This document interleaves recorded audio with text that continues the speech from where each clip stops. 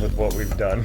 Welcome back to Game Over, guys. With Drew, Brian, and Dan. Hi, Dan. I'm Drew.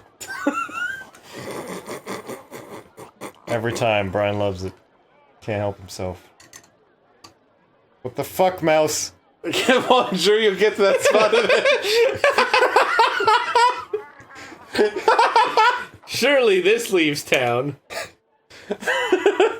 Leaving Cantapani behind marks the true start of the wilderness. Beyond that tiny outpost. What was it? Outpost town or whatever? Outpost settlement. There are scattered homesteads and Carré, a thriving city port. But all are touched by cruelty, isolation, and fear. The backlands and the long shadow cast by the Mampang fortress darken everything. No time. No time to reflect. But there is no time for reflection. You know the importance of your mission. Now it has begun. You must simply survive first, and succeed second. You are as well prepared as anyone could be. 5 minutes later, you reach the fork in the road. The sergeant, for all his eyesight, hadn't mentioned this. To be fair, you reached a fork in the road like 2 seconds Let's go outside right. the gate. The woods seem like a good idea. Versus that way, which led to your dismiss. That's true. I hate this mouse, Brian. Well, it's not a gaming mouse. No, it's not. The road splits around the base of the gigantic tree, but does not rejoin on the other side. The left path winds down into the valley, and the right rises up a slope towards the first thick forest of the hills. Let's look right. It's hard to see much further uphill.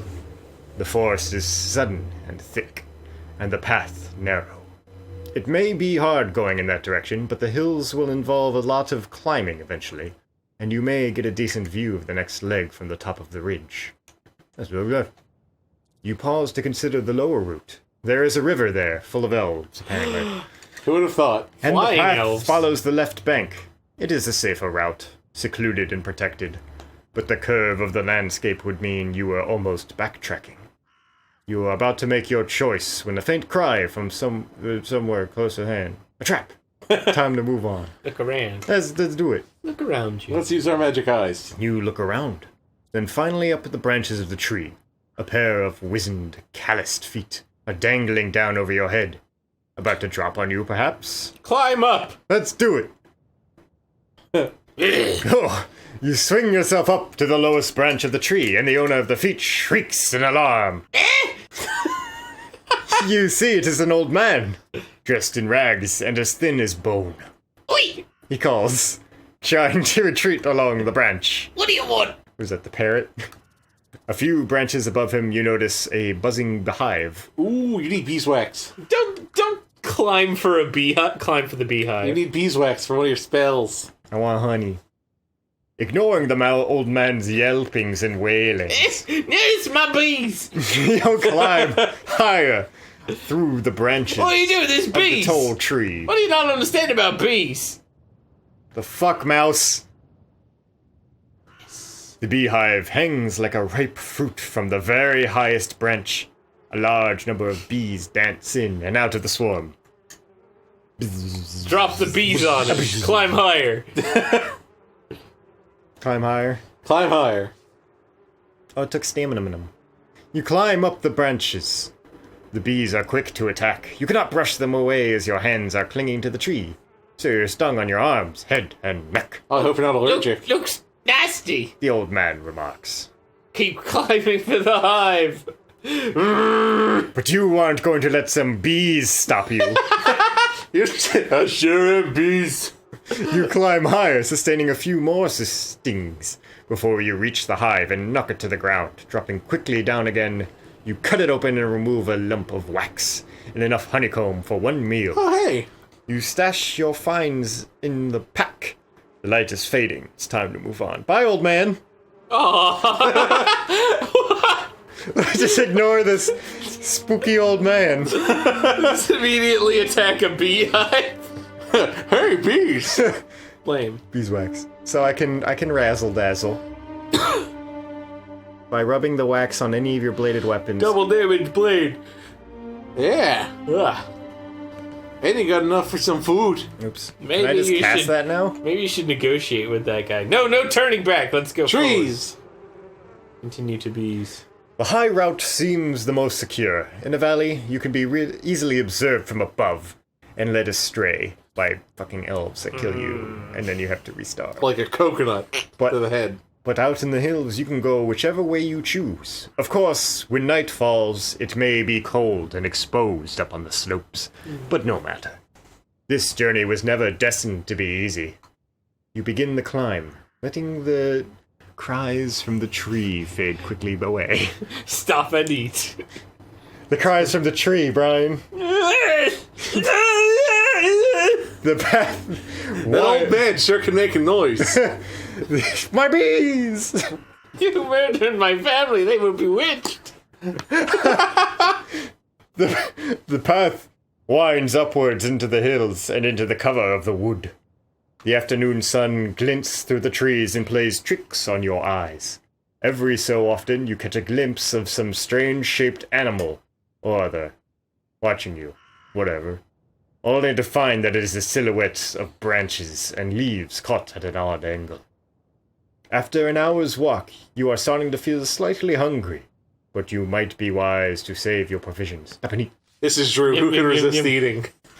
You clamber to the top of a low stone dolmen, then sit and pull out the sugary honeycomb and eat. While admiring the view down the hillside through the break in the trees, you feel better for your rest. You gain back all the damage the bees did. Time to move on.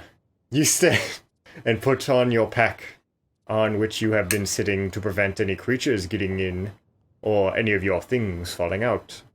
Then you return to the path. The climb continues, with the path twisting this way and that. The air grows cold, and the sun flickers on the horizon and sets, making it hard to see your way. But the moon is full, and when twilight is done, it will be bright once more. Say.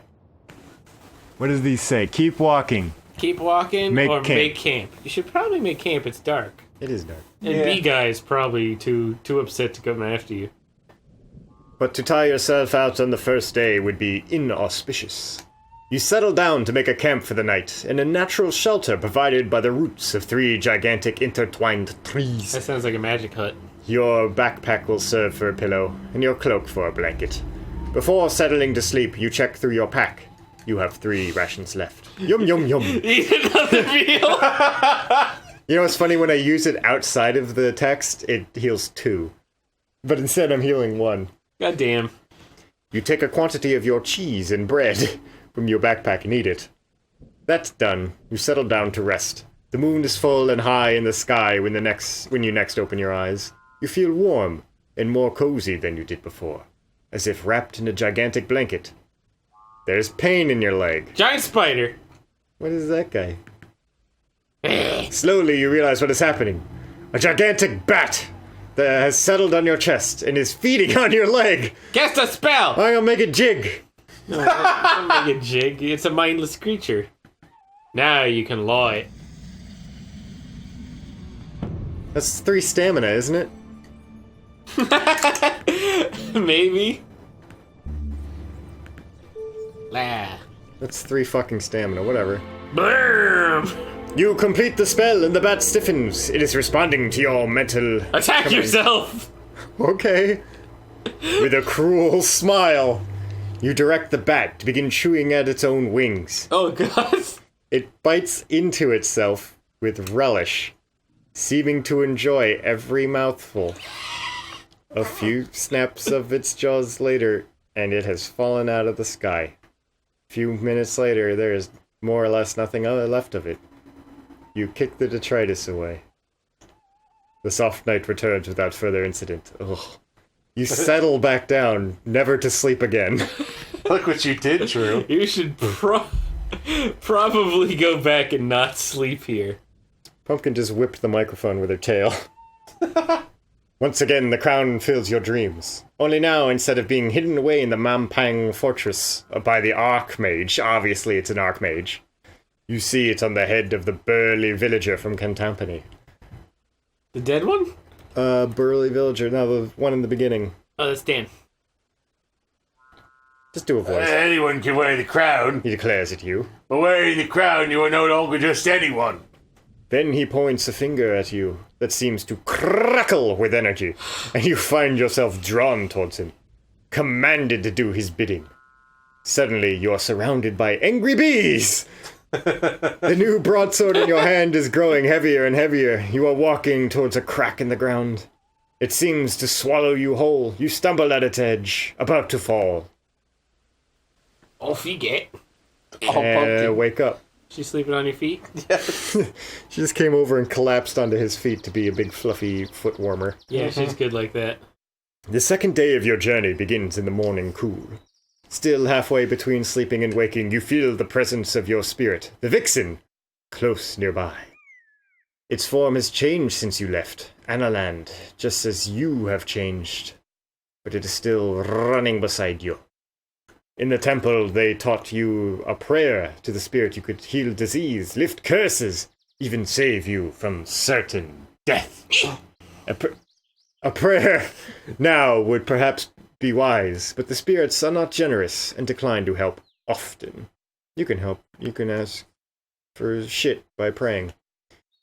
You could feel yourself getting accustomed to the fetid air of these hills. You have now ascended several hundred feet, and can expect to make excellent progress before the end of the day. As you crest the brow of the hill, you see... Thank you, Brian, that is my brow. You've crested it elegantly. Thank you. You see something that makes you stop in your tracks. To your left is a clearing, and in the clearing are several poles, planted firmly in the ground, and atop each pole is Dan's head. No! They're all talking to each other, too. Reanimate them so they start singing a cappella. I'm gonna keep on moving. Hey! This is clearly no place to linger.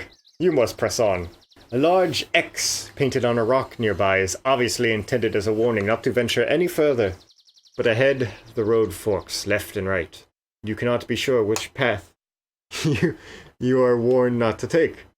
The right-hand path continues to climb, and the left-hand path winds down to the side of the hill. I think we want to go left. I mean, there's a mine, it looks like, if you go to the right. That's true. If you want to fuck shit up, which is what we've been doing, like that poor honey guy. Let's try praying. Pray for The vixen is a Yeah. creature of high cunning and low morals. She will lie, cheat, swindle, and sidle her way out of trouble and into riches, always taking care to cover her trail. Prayer to the spirit will heal you, but after a prayer, your spirit will not hear you again for some time. I Okay. could use healing. Yeah. Boom. Ooh! Thanks, lady. Vixen is off to do whatever Vixen do. So go right? Yeah, we'll go right next time on Game Over, guys. Ignore the warning. Hey!